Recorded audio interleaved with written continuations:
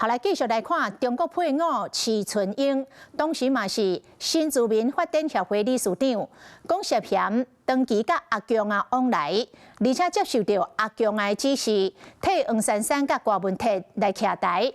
阿檢方閣有掌握到一個關鍵的對話，講齊春英捌用"我是紅色的"向中國表態效忠，更加利用龍頭公司協助阿強的官員來台灣。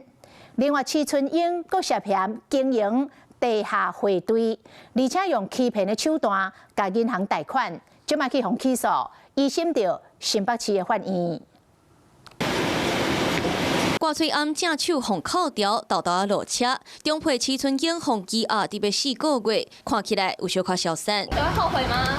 會覺得委屈嗎？面對記者提問，敢若小可看鏡頭，無講話，互帶入法院。齊春英涉嫌違反反滲透法定4罪，互新北檢起訴，求處重刑。今仔日一審新北院。政黨輪替不是只有藍綠可以輪替。來看2024總統大選，郭文鐵開導的選前之夜，中配齊春英就是輔選的嘉賓。佇咧台頂是正激動有氣勢，今嘛煞互檢調查出，背後攏是受到中共的指示。齊春英甲另外一個兩岸婚姻家庭服務聯盟的理事長鄭錦明，兩屆大選進前攏稱是中共支持對象，分別佇咧2022年台北市長選舉支持黃珊珊，2024總統大選支持郭文鐵，2024選前閣組團到中國交流。當時鄭景平閣提案要佇咧立院做中配大聯盟，到時講話就會大聲，互中共官員聽了攏懊惱。若是會當實現，死攏無遺憾，這幾年拍拼攏無白了工。最後是齊春英爭取民眾黨的不分區。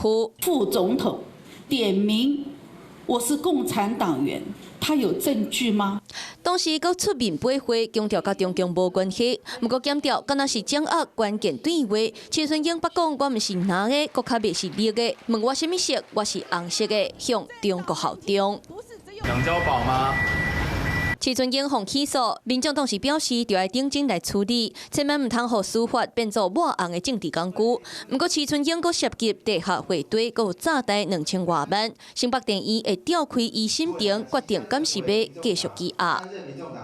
Hello， 我是林仙怡，想要搶先掌握最及時的新聞資訊嗎？趕快訂閱、按讚、開啟小鈴鐺，鎖定華視新聞 YouTube 頻道。